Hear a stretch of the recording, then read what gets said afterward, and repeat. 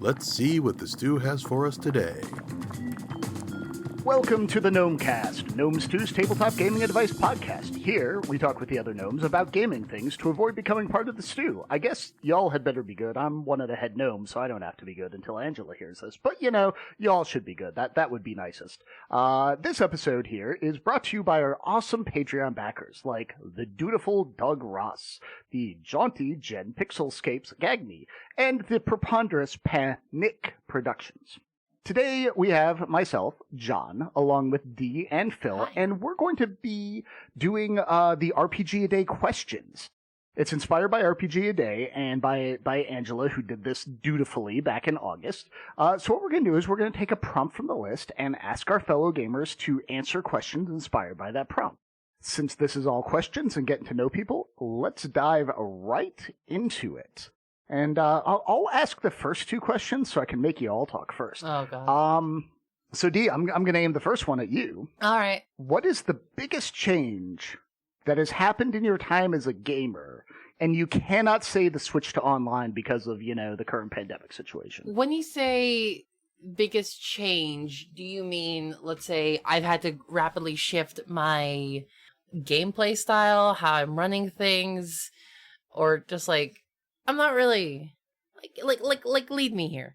Like what is the biggest time, the biggest thing that has changed in your time as a gamer? Like maybe you shifted away from playing one game to another and that opened you up as, as a GM, or a player. Like what has most impacted that just completely changed the way you think as a gamer? Shoot, it feels like when someone asks me what my favorite book is and I have to think like but this one, top and this five? one, and this one. Top 5 Right. books? What genre? Yeah. Be specific.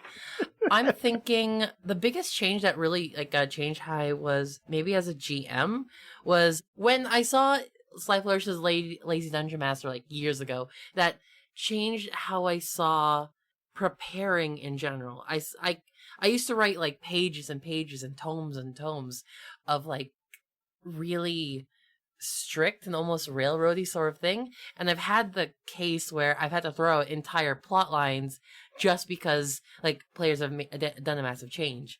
Reading that book helped me expedite running games, playing games, preparing for them, and still hitting all the beats, because behind the screen no one knows what's happening, no one knows how little or how much you're prepared, and all that really matters is what they take away from the very moment. And it really captures into this whole death of the author kind of feel, but I'm not going to get into that because I could talk about that for hours. But the biggest change for me 100% had to have been reading that book. It's he recently released a Return of the Lazy DM, and that one's also really good and has a lot of updates to it. But the original really cuts everything down to a very trim taste. 100% though, recommendo. Yeah, Phil knows nothing about, going from a prep full GM to a prepless GM. It's true. Phil wrote Never Unprepared, which is essentially very much along that lines, how to prep, and then, other books focusing on now I kind of prep. I think I prep sometimes. I have this rule of 1 page double-sided, and if it can't fit on there, it wasn't important enough. Nice. How about you, Phil? What you got? I mean, you wrote a book, so... Yeah, I think the most profound change that I've had as a GM was probably back in the early 2000s. Having read Dogs in the Vineyard, there's a great line in Dogs in the Vineyard about the GM's job is to set up the situation, but never to figure out how to resolve it. And I really internalized that piece of advice into my gaming, and it totally changed everything about not only how I GM'd, but how I prepped, how I did everything, that I only ever had to figure out how to set things up and never really had to figure out how to solve anything, leaving that all to the players, the mechanics, and all of that. And there's a pretty distinct line in the types of games I played and the type of GM I was before reading that and after. I can pretty much say that that is probably the most distinct change, and one I still embrace to today. So, it does make my prep lighter because I set things up and I'm like, oh, I don't know how they're going to get out of this, nor do I care.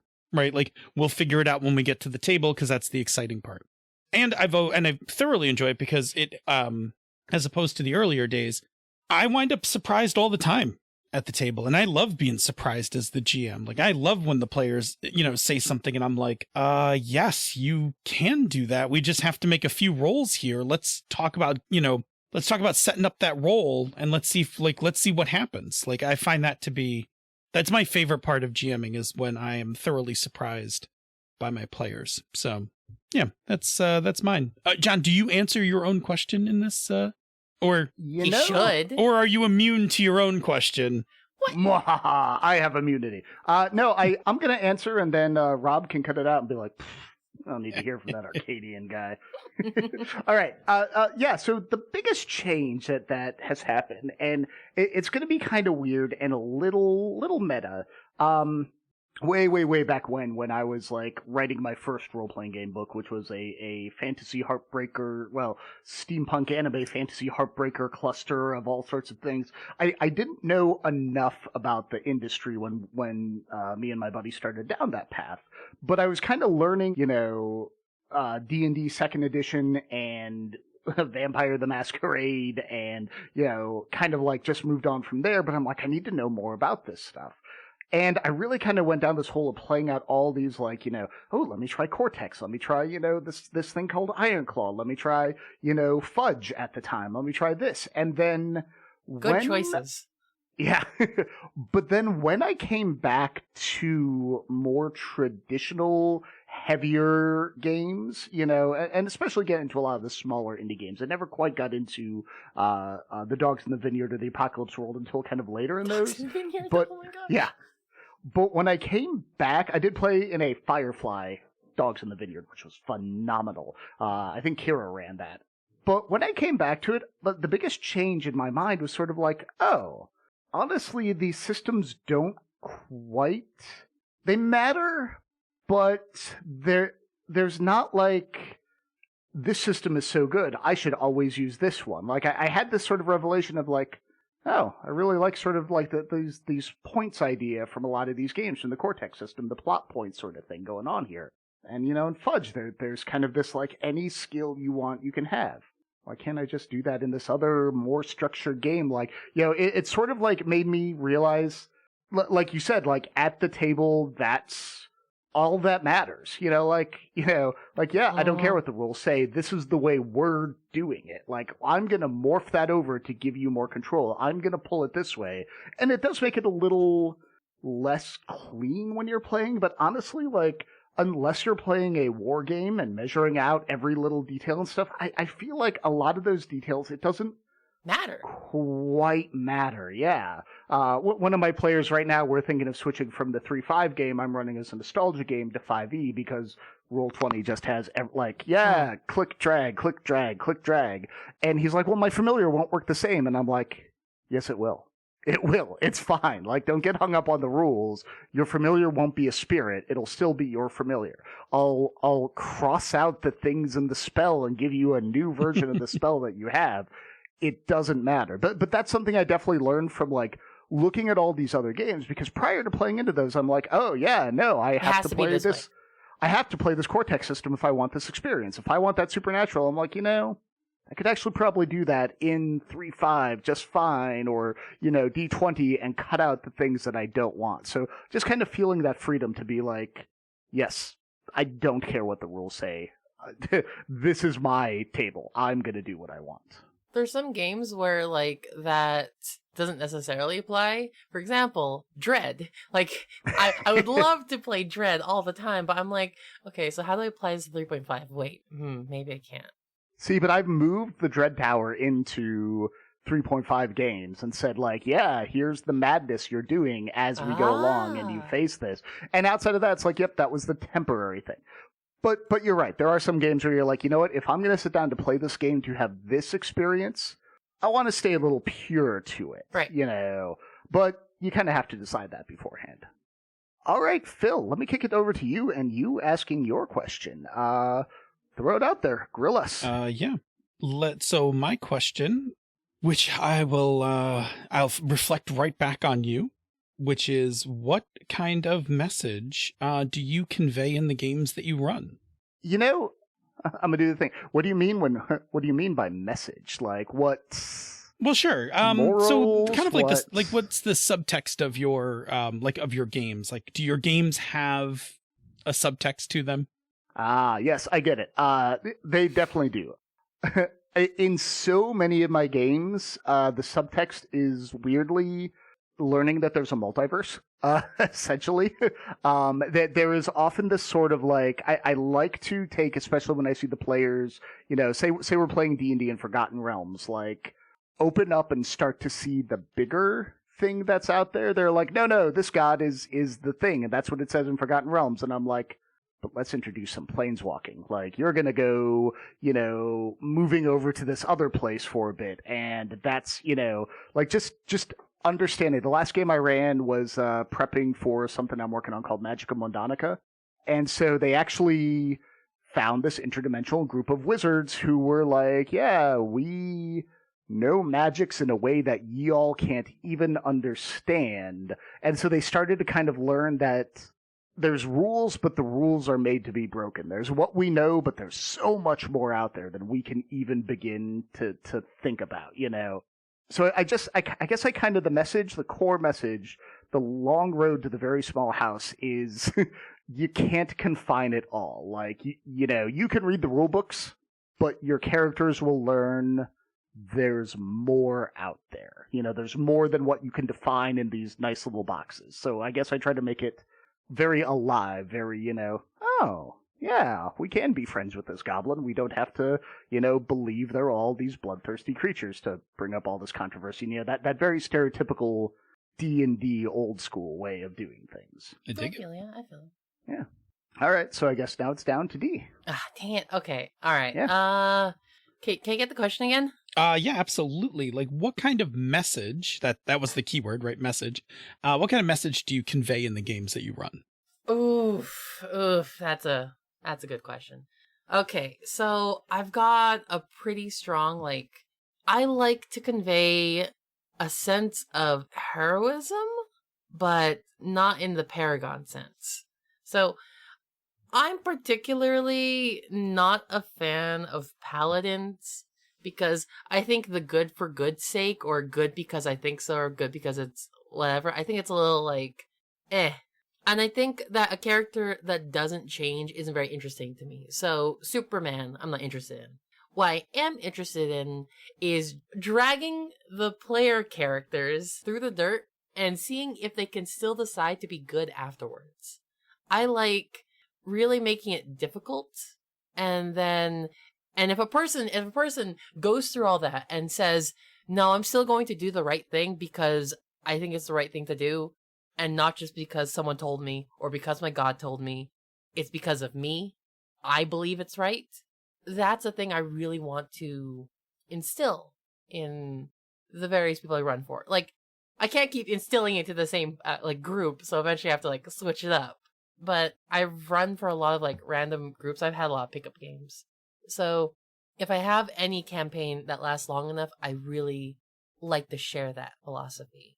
That you can't, I don't know, I think real heroes are the ones that get dragged to the dirt and can still get up again and say, I'm going to keep being a good person. I'm not going to let all this bad stuff weigh me down. Yeah, absolutely. They kind of still do the right thing, exactly. even if. Perseverance, integrity, those kinds of things. Exactly. And I think it's kind of naive to just be like, I'm a good person because I'm a good person. And then when you go through the bad thing, they're the ones that are first to fall, Mm-hmm. Mm-hmm. Yeah. Or players are like, no, my character wouldn't do that. And it's like, well, I can show you. That's nice. Maybe they wouldn't, but prove it to me. Exactly. Prove they actually wouldn't do that. I don't know. A lot of people will, I'm tangenting a little bit, but there's a scene in BoJack Horseman, a fantastic show, where Diane asks herself, what is the damage that's happened to her life worth? can it be good damage? Can it be something she can make something out of? And that is a question to be asked. BoJack Horseman doesn't really like give a direct answer to that, but it does ask that. Is this bad thing going to keep you down? Can you make something good out of it? All right. Lovely show. Watch it. They don't pay me, but go watch it. But if they wanted to send you stuff, you wouldn't be sad. Like, it's the same thing when it comes to like a lot of games. Like recently, I just constantly talked about on Twitter, but like I've led like 8 people to watch your thing. Pay me money. All right, Phil, you're going to have to do it too now. Yeah. I think over the years I've had different messages, but I think the most consistent one I've had in the, I would say like last 5 or so years is a lot of my games are about community. I don't do Murder Hobo. I don't do Wandering Adventurers. Like I really like a sense of community. So like for me, I started playing Numenera, and Numenera was pretty good until I went back and started reading it now as 2 books, and I got to Destiny and I was like, whoa, hold on. Like this is all the game that I wanted. Like this is like finding weird stuff, we're but good. Using it to make your community better. I'm all about like that. For me, changed up the game quite a bit. Like that for me, that went from this is a cool setting and a cool system that I kind of dig to this is very much a game I can play. Like I can now center this game in a community, a family, that kind of thing. So I love community, love found family. I love that kind of thing. And I bake that into a lot of my games. Like a lot of my games have a sense of community, that you're doing the things you're doing are not just for you, but you're doing it for the betterment of everyone else. So what do you do? Because I want to follow up. What do you do when, like, it's obviously easy when a game has mechanics to kind of help you move along or do stuff like that. What do you do when it doesn't? Like, how do you is it all just narrative, or do you kind of like mechanically augment the narrative of like, no, we're saving the village we come from? So it depends on how much I want to tinker with the game, right? So sometimes I like to run a game really pure. Sometimes I'm, like, whatever, I'll just jam my own stuff in here. So for sure, I can always do this narratively, right? So I can always just have like a story like, hey, can you guys go get me this thing? Or, can you find this thing for me that I'm building, and just, have that unfold through the course of the campaign. Like that's fine. If I sometimes, I will just sometimes stick clocks on things. Like, I have removed clocks from Blades in the Dark and will stick them wherever I feel like them. 100% agree. It's right. So good. Clocks is a mechanic that I was like, nope, break this thing off. This is like, I will use this wherever. So throwing clocks down on stuff, saying things like, hey, 6 narrative things have to happen here before, the community builds their new, power plant. Like, let's play out some adventures that like get you closer to that. Or, oh no, there was a raid on the town, and like now we've taken away a tick because, you guys couldn't stop the rampaging, monster or something.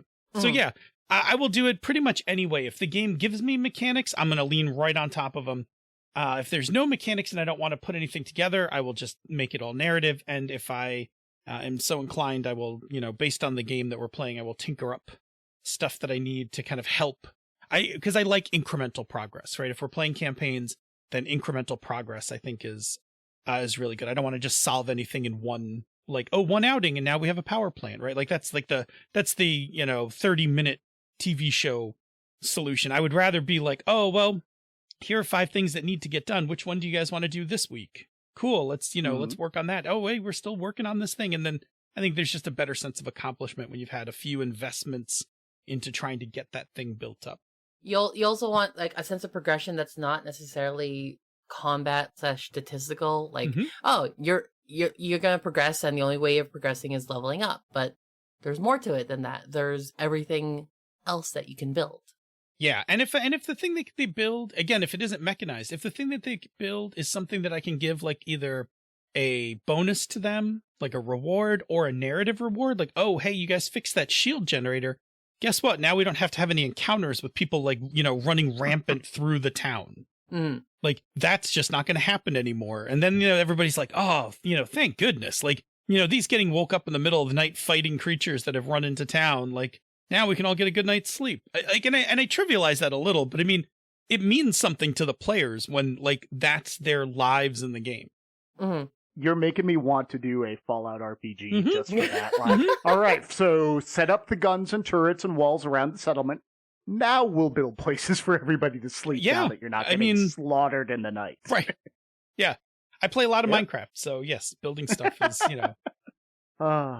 Can you All build right. turrets in Minecraft? I don't play Minecraft. Oh, you gotta get into modded Minecraft. You can't play vanilla Minecraft doesn't do that, but when you get into and there's a huge community of mods, the amount of technology and stuff that you can get into is pretty vast.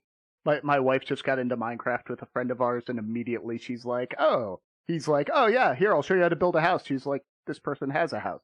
What person? The one I just killed? It's now my house. Like, she went full dark in the first 20 seconds of playing that. It's like, this is my catharsis. All right, well, let's jump into D. D, ask your question. I'm going to say, like, keep Phil in the hot seat. Make him talk. Okay, Phil, come on. Okay, so I assume we've all played for like a sufficient amount of time, right? There have been cases where we've like moved into, say, planar adventures or, moving across different dimensions and such, right? Yeah. Oh, yeah. What is your favorite and or the most effective way you've pivoted that? Like, oh, by the way, here's a random portal. Oh, by the way, here's some random person being, there's a letter coming from another dimension. Have you pivoted? I think my favorites, and I'm thinking of one game that I ran in probably like a year or so ago.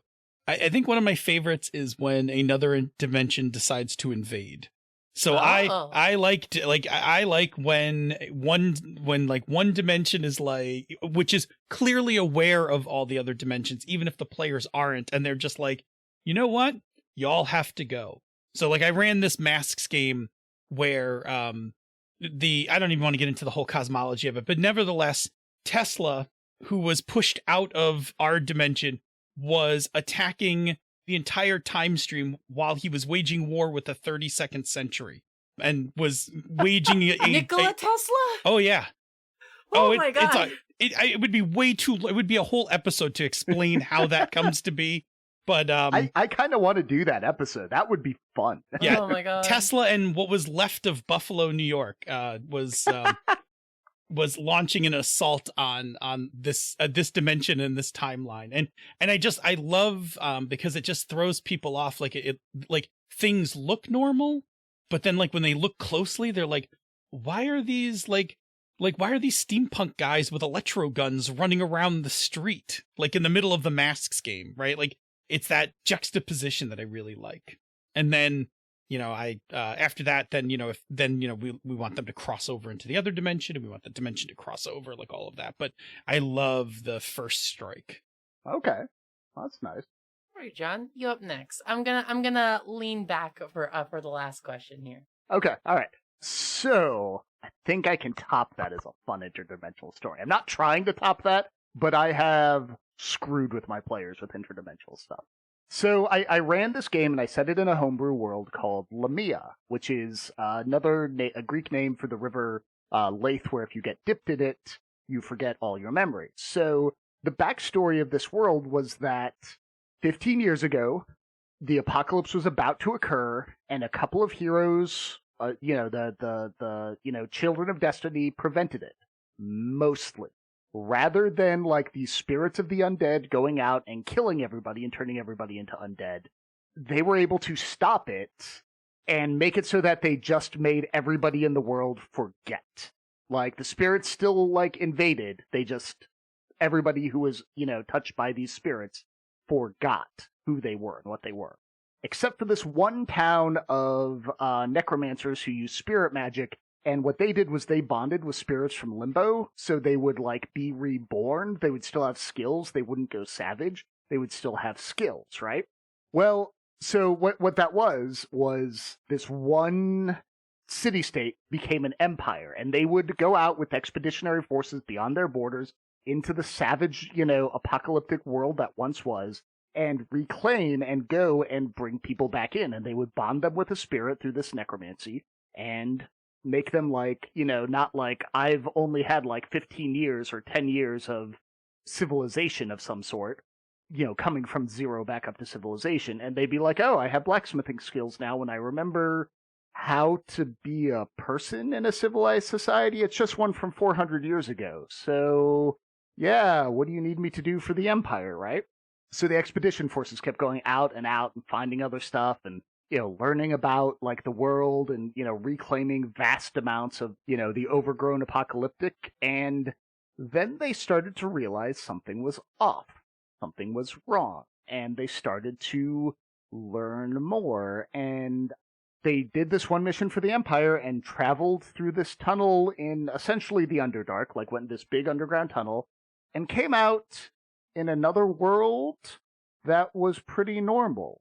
Because what happened was, 10, 15 years ago, these heroes did stop the apocalypse by splitting off a chunk of the world. So their big continent or like country-sized area, like let's just say it was the size of Ohio or so, or like Great Britain, was the chunk of the world that got shoved off into its own dimension. So they're like, wherever they in their dimension, that's like this bubble dimension off of the real world, wherever they reclaimed people from the forgetfulness, in the real world, the undead spirits were traversing out with them. So if they reclaimed 100 miles of land, in the real world, undead spirits like overtook 100 miles of land. So in the real world, people were trying to push back Lamia. They just didn't know because Lamia was just working in its own sort of area. So the heroes like are one of the few, and they started to like interact with gods, and some of the necromancers who were working with them like kind of ascended to godhood. And the necromancers like took this vow of silence and covered their faces, were all women wearing like white robes, and like, one of these became kind of like ascended to godhood and was like, I have to leave it in your hands. I can't affect fate anymore. So they had to decide, do they keep dooming the real world or explode the bubble of their world? Because like things were becoming unstable between these two linked, like, yeah, you have to sacrifice one or the other or they're both going to blow up. So they did a, trying to get everybody Right. to that tunnel and get them out to the real world, as many as they could, and then they blew up the other world. So I just, I'm like, hey, you've got this mission. You've got this mission for the Empire, and like, all right, we're at the 15th session mark. Here's the truth about your world. Decide. Oh. Y'all. Okay, maybe I should have gone next because I didn't want to follow that. Oh my gosh. When my players found out, when they realized what was going on, they were like, oh, because I gave them just ence time to build up their backstories and who they were, and they kind of had this for the Empire where like, we're the last hope of sapiency because we're the only ones, Right. Civilization's gone if we don't reclaim from the forgetfulness. And it's like, nope, that's not gonna happen. Wow. Okay. So I'm up. My favorite way I've pivoted. So I have this NPC. I bring them in only every once in a while, and I only bring them typically when like I'm playing very intense, like more structured games. So Pathfinder 3.5, yada yada. What I've loved to do is, okay, let me explain this NPC. His name is Archie. He's an interdimensional merchant. He speaks with a southern accent, and he has a cowboy hat, and he's a beholder. Love it. Okay. So, All right. he is an interdimensional merchant beholder. I have a whole like series of posts in like an old blog that I think I need to delete. Either way, so the idea behind them is honestly it's just it. He's the interdimensional cowboy merchant beholder, and he always talks in a southern accent, and he like when he starts you find random silver keys scattered about that when you like grab it, you get this weird implicit feeling to like stick it in the door and like twist it, and it like opens up a portal into like his like sub-dimension, which is connected to a bunch of other planar adventures. And he's like, howdy, I'm not gonna kill y'all, I'm just here to sell you things. I love Archie because everyone's like, Everyone's like, oh no, this guy is terrible. He's gonna kill me. His full name is Archie Deluxa Mazdio Zinaformor Kayla Lararis Awesome. or Archie. And I always introduce it the same. And I'm gonna give y'all this introduction. On a floating island before you spot it. A horrific giant creature the size of a dozen men, spiky black tendrils flaying about as a mouth of gnashing teeth line up in a razor-sharp grin. What is most prominent, however, is the singular, massive eye encompassing its entire body. It is the creature of legends, slayer of man, destroyer of parties. It is the beholder, wearing a cowboy hat. Howdy, y'all. What can I do for you? That's great. Love him. Love Archie. That is phenomenal. He has every item that you can feasibly want other than artifacts. He has some artifacts, don't worry about it. And instead of like ice stalks, he has these kind of like tendrils that he can use to grab and juggle things. Like, one of the first things he loves to do as a party trick is pull out like 5 Vorpal longswords and start juggling them. And he's just like, that's a party trick. And so, wow. I've had parties try to kill him. They typically fail because he's a boulder with 20 levels in like Bard. But the one thing I have designed about him is that his hat is an artifact in that it grants you unparalleled like persuasion and a need to like sell things. It gives you like this little portal that you can always open up and just like pull items out of. Also, if you don't speak in a southern accent, within 24 hours you start growing tendrils, and every time you fail to speak in a southern accent, you gain 1 more tendril. And once you get all 10, you become another version of him. He just revives through you. It's like Haster, then the living like yellow cloak, except a cowboy merchant. It's like the Eye of Vecna, but the hat of Archie. Exactly, the hat of Archie. Cursed artifact. Really great. I love him, and like I can literally insert him to almost any setting. Even if it's tech, because he's just like, I'm just a guy, I'm just a poor old guy trying to make, trying to make ends meet. You know what I mean? He'll send people out on like planar adventures. He'll tell them, yeah, by the way, there's a whole multiverse. You want to go to one? I can open the door.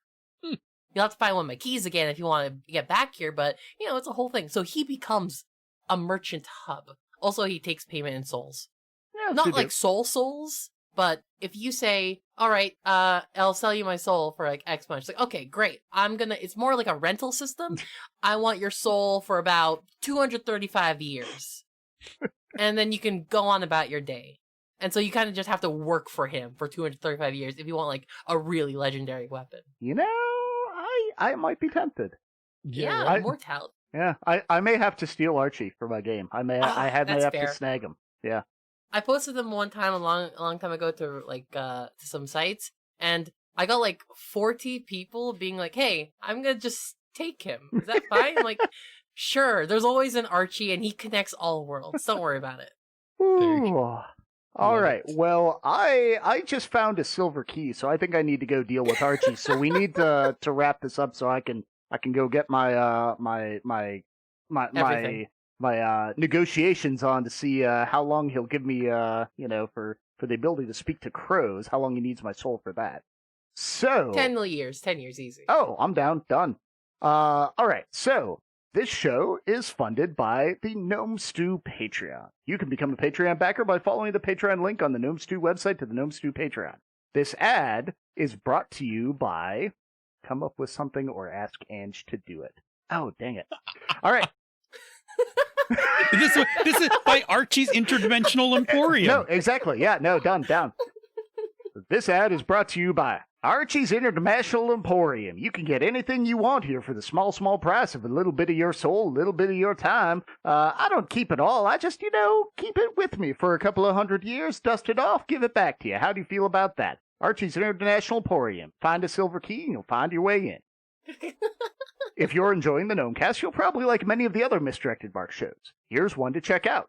The bonus experience. Ray and Monica are 2 old friends exploring gameplay and design through the lens of diversity, while also sharing some of the dumbest humor gaming has to offer. All right, you can find us all at gnomestew.com, at gnomestew on Twitter, and Gnomes2 on Facebook. Gnomes, where else can we find you on the internet? Dee? You can find me on Twitter and eventually at YouTube. I'm starting to open up. Dice Queen D. Check me out. And that's D with a D-I. Dice Queen D-I. Yes. All right. Phil? You can find me on Twitter at DNA Phil, and then, of course, you can always find me both on the Misdirected Mark podcast, streaming live, 8 p.m. Eastern, Tuesdays, and you can find me on Pandas Talking Games. All right. And I, John Arcadian, can be found wherever good John Arcadians are bartered or sold. If you find me on Twitter, that would be amazing, because I'm sometimes there. But yeah, if you Google me, you will find me or my doppelbro, which is interesting in and of itself. Is he actually your brother? No. It's a dude who looks a little like me and uses the name John Arcadian, even though it's not his real name, and does really crappy guitar Arcadian It's stars. a cool name. I don't blame him. Yeah. And then says a bunch of really weird, racist, bad things. And it's like, Okay. yeah. All right. So, anyways, I'm supposed to ask if you think we avoided the stew this week, but I like it. I think y'all avoided the stew, and I'm gonna go start dealing with Archie. Sounds good. Gnomecast is hosted by Misdirected Mark Productions, the media arm of Encoded Designs. Wow. Sorry. Okay. I should have gone last. Rob, just edit this to be last.